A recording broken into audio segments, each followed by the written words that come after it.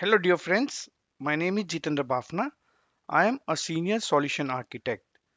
In this video, we're going to see how to define a query parameter, header parameter, and the path parameter in your OpenAPI specification file. In last video, we have seen like how to create a OpenAPI specification or how to design your REST API using OpenAPI Specification 3.0. And also, I think for few of the method, we have added a path parameter. If you see for get method, we have added the path parameter which is ID. For delete, we have added the path parameter which is ID. If you can see here, we have written a duplication of the code here. How we can avoid a duplication or redundancy of the code in OpenAPI specification. So for that, we always write a piece of code into your components. Basically, we're going to see how we can write this piece of code into your components and we can reference that parameter. Okay, so we will be focusing on reusability also. So let me start. So I will just say tab parameters. So I have to define a parameters. Then you can give the parameter name. I can say ID path, and always I will always start with small letter. Fine, just say tab, and you can define in. So in support of four thing: cookie, header, path, and query. But in case we require path, just say enter. What is the name? I will say ID. Yes, we require true. For path parameter, required is always true. Now we define the schema, which is of type. What is that? String. Now remove this piece of code from both the methods. Just press enter. Just put hyphen space dollar ref. Now you can just say ID path. See, we can write a same piece of code here. Okay, so you can do that. Just remove these spaces. So now if you go and check your code, you will see the ID is still a URI parameter. Now the second requirement is I want X correlation ID and X transaction ID as a header parameter for each and every resource and methods. So for that, I will define both. So I can simply say correlation header. Then I will say in. This time in will change. In will be the header. Enter. Then you have to give a name. A name is X correlation ID. You can say required, true or false, whatever you want. In my case, I require it. I can define a schema tab type string. Correct. So I've defined that. Now I also want a transactions header. So I will just copy.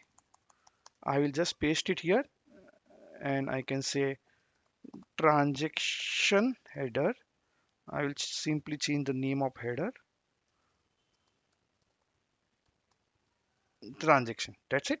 Now I can go to, I will copy this wrap part, just say enter, and I want this particular parameter correlation header. I will just change ID path to correlation header.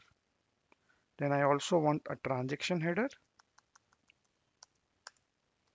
Then instead of correlation header, I can say transaction header.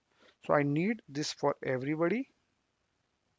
I will copy, or simply I will copy this both thing, and I want it here also in delete method, and I also want here also. So I can simply say parameter, just adjust this thing. Okay, I will copy this parameters again, and I want under the post also, I will simply write parameters. It provide IntelliSense, but I have a habit of writing it.